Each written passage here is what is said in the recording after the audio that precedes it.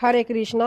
आप सभी का दिन शुभ और मंगलमय हो और भगवान श्री नारायण की कृपा आप सभी पर सदा बनी रहे। आज आप सुनने वाले हैं आषाढ़ मास महात्म्य का अध्याय 5। इससे पहले के अध्याय में आपने कपोत तीर्थ की महिमा सुनी थी। आज के अध्याय में आप जानेंगे दशमेध और पिशाच तीर्थ का महात्म्य। देव ऋषि नारद जी के पूछने पर ब्रह्मा जी बोले, गोदावरी गंगा में कार्तिकेय जी का भी एक तीर्थ है जो बहुत उत्तम है। वह कोमार तीर्थ के नाम से प्रसिद्ध है। उसका नाम सुनने मात्र से मनुष्य कुलीन और रूपवान होता है। उसके आगे कृतिका तीर्थ है जिसके श्रवण मात्र से सोमपान का फल मिलता है। महामुनि, अब दशमेध तीर्थ का महात्म्य सुनो, जिसके दर्शन मात्र से 10 अश्वमेध जग के फल की प्राप्ति होती है। विश्वकर्मा के पुत्र महाबली विश्वरूप हुए। विश्वरूप के प्रथम नामक पुत्र हुआ। उसके पुत्र का नाम भवन हुआ। महाबाहु भवन सार्वभौम राजा हुए। उनके पुरोहित कच्छप थे जो सब प्रकार के ज्ञान में निपुण थे। एक दिन महाबाहु भवन ने अपने पुरोहित से पूछा, मुनि, मैं एक ही साथ 10 अश्वमेध यज्ञ करना चाहता हूँ, वह यज्ञ कहाँ करूँ?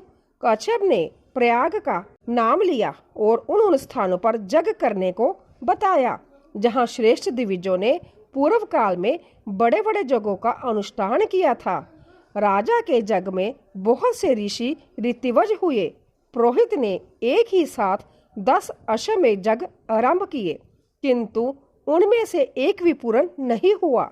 यह देखकर राजा को बड़ी चिंता हुई। उन्होंने प्रयाग छोड़कर अन्य स्थानों में उन जगहों का आरंभ किया, किंतु वहां भी विघ्न दोष आ पहुंचे।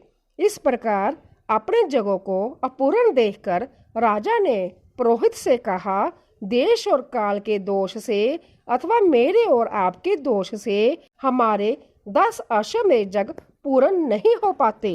ऐसा कहकर दुखी हुए राजा भवन अपने पुरोहित कच्छप के साथ बृहस्पति जी के ज्येष्ठ भ्राता सवर्ते के पास गए और इस प्रकार बोले, भगवान, मुझे ऐसा कोई उत्तम प्रदेश बताइए जहाँ एक ही साथ आरंभ किए हुए 10 अश्वमेध यज्ञ पूर्ण हो जाएं। तब मुनि श्रेष्ठ सवर्ते ने कुछ काल तक ध्यान करके महाराज भवन से कहा, आप ब्रह्मा जी के पास जाओ, वह ही उत्तम प्रदेश आपको बताएंगे।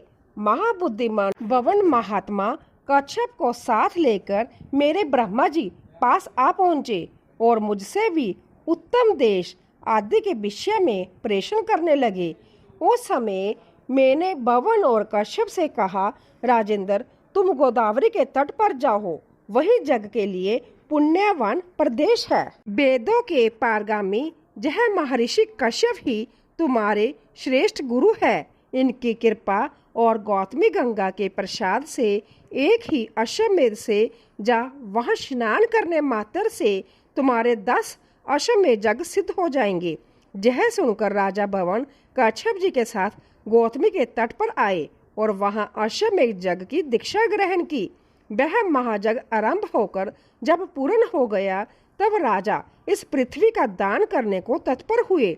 उसी समय आकाशवाणी हुई, हे राजन, तुमने पुरोहित कश्यप जी को पर्वत, वन और कानूनों सहित पृथ्वी देने की कामना करके सब कुछ दान कर दिया।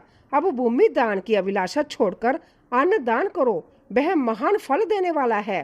तीनों लोकों में अन्न दान के समान दूसरा पुण्य कार्य नहीं है।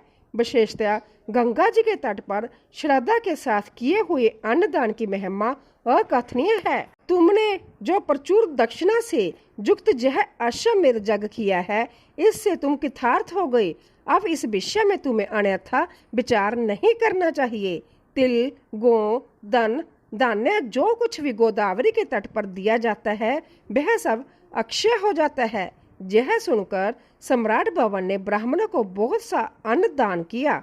तब से वह तीर्थ दशमेध के नाम से प्रसिद्ध हुआ, जहाँ स्नान दान करने से 10 अश्वमेध यज्ञों का फल प्राप्त होता है। उससे आगे पिशाच तीर्थ है जो ब्रह्माबादनी है। यह गोदावरी के दक्षिण तट पर स्थित है। अब मैं उसका स्वरूप बताता हूँ, सुनो। मुनिश्रेष्ठ नारद ब्रह्मागिरी के पार्श्व भाग में अंजना नामक एक प्रसिद्ध पर्वत है। वहाँ एक सुंदरी अप्सरा शाप भ्रष्ट होकर उत्पन्न हुई। उसका नाम अंजना था। उसके सब अंग बहुत सुंदर थे, किंतु मुख बानरी का था। केसरी नामक श्रेष्ठ बानर अंजना के पति थे। केसरी की एक दूसरी भी स्त्री थी जिसका नाम अद्रिका था। वह भी शाप भ्रष्ट अप्सरा ही थी। उसके भी सब अंग सुंदर थे, किंतु मुख बिल्ली के समान था। अद्रिका भी अंजन पर्वत पर ही रहती थी।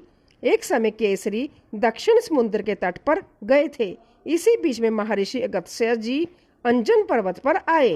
अंजना और अद्रिका दोनों ने महर्षि का यथोचित पूजन किया।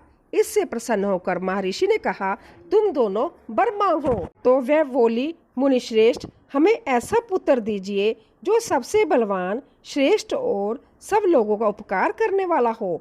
तथास्तु कहकर मुनिश्रेष्ठ अगस्त्य दक्षिण दिशा में चले गए।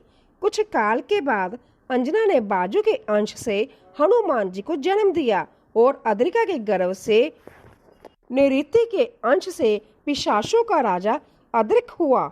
इसके बाद उन दोनों स्त्रियों ने उक्त देवताओं से कहा, हमें मुनि के वरदान से पुत्र तो प्राप्त हुए, किंतु इंद्र के शाप से हमारा मुख करूप होने के कारण सारा शरीर ही विकृत हो गया है। इसे दूर करने के लिए हम क्या उपाय करें, इसे आप दोनों बताएं। तब भगवान बाजू और निर्वृत्ति ने कहा, गोदावरी में स्नान और दान करने से तुम्हें शाप से छुटकारा मिल जाएगा। ऐसा कहकर वह दोनों वही अंतर्धान हो गए। तब पिशाच रूपधारी अद्रिक ने अपने भाई हनुमान जी को प्रसन्न करने के लिए माता अंजना को लाकर गोदावरी में स्नान कराया। इसी प्रकार हनुमान जी भी अद्रिका को लेकर बड़ी उतावले के साथ गौतमी गंगा के तट पर आए। वहां स्नान करने से दोनों का शाप दूर हो गया। तब से वह पिशाच और आंजन तीर्थ का नाम से विख्यात हुआ। वह समस्त अविष्ट वस्तुओं को देने वाला शुभ तीर्थ है। ब्रह्मागिरी से 53 योजन पूर्व की ओर मार्जार तीर्थ है। मार्जार तीर्थ से आगे हनुमंत तीर्थ है और वृषा कपि तीर्थ है। उसके आगे फैना संगम तीर्थ बताया गया है, जो समस्त कामनाओं को पूर्ण करने वाला है। उसका स्वरूप और फल उसी के प्रसंग में बताया जाएगा। आने वाले अध्याय में आप हमारे हिंदू धर्म में प्रचलित जो भी तीर्थ है उन सभी के महिमा और महात्म्य का वर्णन सुनेंगे कि कौन से तीर्थ में स्नान करने से कौन कौन से फलों की प्राप्ति होती है। इस प्रकार देवऋषि नारद जी के पूछने पर श्री ब्रह्मा जी उनके सभी प्रश्नों का समाधान करते हुए उन्हें जो उत्तर बताते हैं उनका वर्णन आप आने वाले अध्याय में जरूर सुनिए। विष्णु सुनिए बीने सेवक की चितलाए, कीरत कुछ वर्णन करूं दीजिए ज्ञान बताए। नमो विष्णु भगवान खरारी, कष्ट नश्वन अखिल बिहारी। प्रबल जगत में शक्ति तुम्हारी, त्रिभुवन फैल रही उजियारी। सुंदर रूप मनोहर सूरत, सरल स्वभाव मोनी मूरत। तन पर पीताम्बर अति सोहत, बजंती माला मन मोहत। शंख चक्र कर गदा बिराजी, देखत देते असुर दलबाजी। मनमथ कोटि रूप छवि लाजी, काम क्रोध मद लोभ न छाजी। संत भक्त सज्जन मनोरंजन, धनुज असुर दुष्ट दल गंजन। सुख उपजाए कष्ट सब भंजन, दोष मिटाए करत जन सज्जन। पाप काट बब सिंधु उतार, कष्ट नाश कर भक्त उबार। करत अनेक रूप प्रभु धारण, केवल आप भक्ति के कारण। दर देनु पन तुम ही पुकार, तब तुम रूप राम का धरा। बार उतार असुर दल मारा, रावण अधिक को सहारा।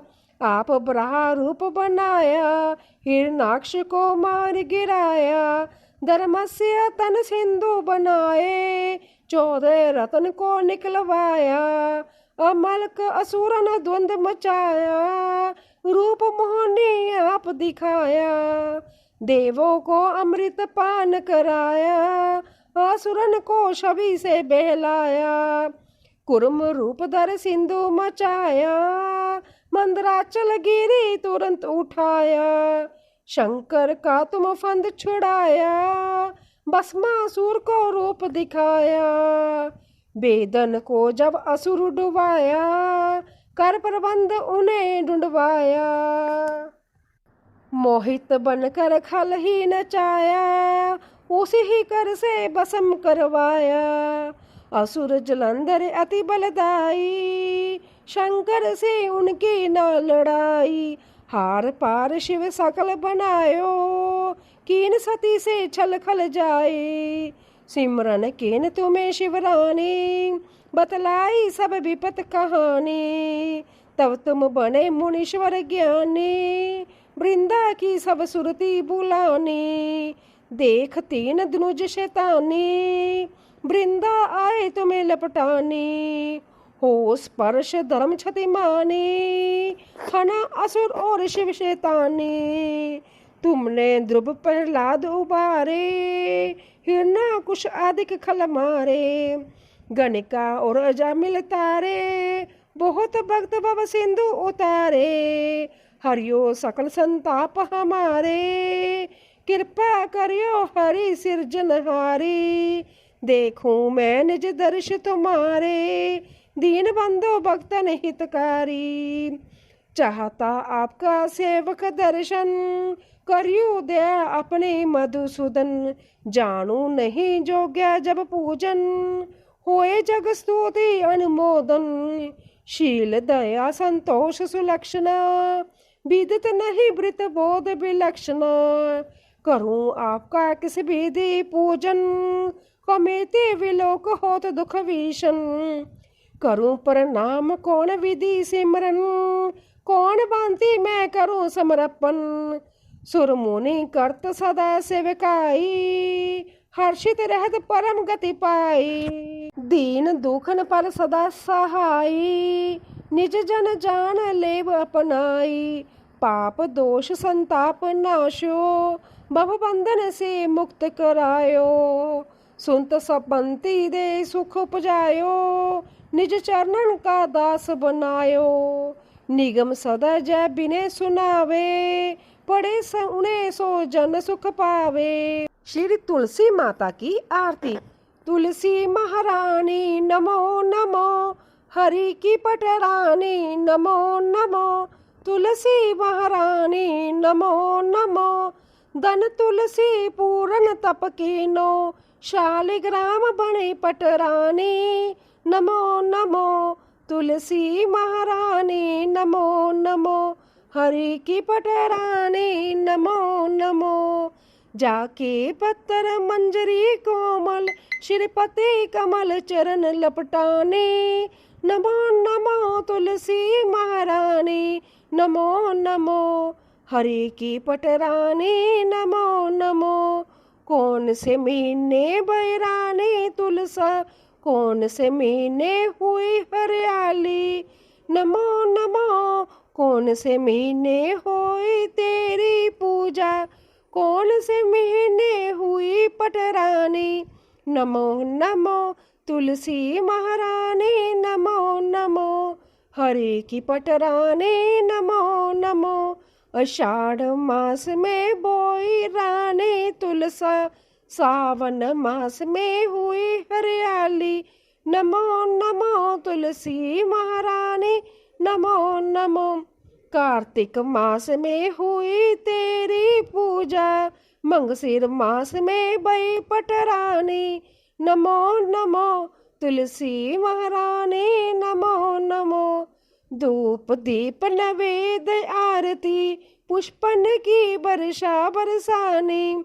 नमो नमो तुलसी महारानी नमो नमो। 56 भोग 36 व्यंजन, बिन तुलसा हरि एक न मानी। नमो नमो तुलसी महारानी नमो नमो।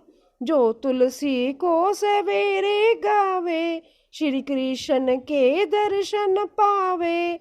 नमो नमो तुलसी महारानी नमो नमो। जो तुलसी को दोपहर में गावे, खीर खांड का भोग लगावे। नमो नमो तुलसी महारानी, नमो नमो। जो तुलसी को सांझ को गावे, श्री कृष्ण की आरती उतारे। नमो नमो तुलसी महारानी, नमो नमो। जो तुलसी को रात गावे, श्री कृष्ण के चरण दबावे। नमो नमो तुलसी महारानी, नमो नमो। सभी सखियां मैया तेरी जश गावे, भक्ति दान दीजिए महारानी। नमो नमो तुलसी महारानी, नमो नमो हरि की पटरानी, नमो नमो। प्रेम से बोलिए श्री तुलसी माता की जय, भगवान श्री विष्णु जी की जय, शालिग्राम भगवान जी की जय। आप सभी को आज की कथा और वीडियो में आनंद आया हो तो वीडियो को लाइक जरूर कीजिएगा। कमेंट में भगवान विष्णु जी, माता तुलसी जी और भगवान शालिग्राम जी की जय जरूर लिखिएगा और चैनल को सब्सक्राइब करिएगा। प्रेम से बोलिए श्री हरि विष्णु जी की जय।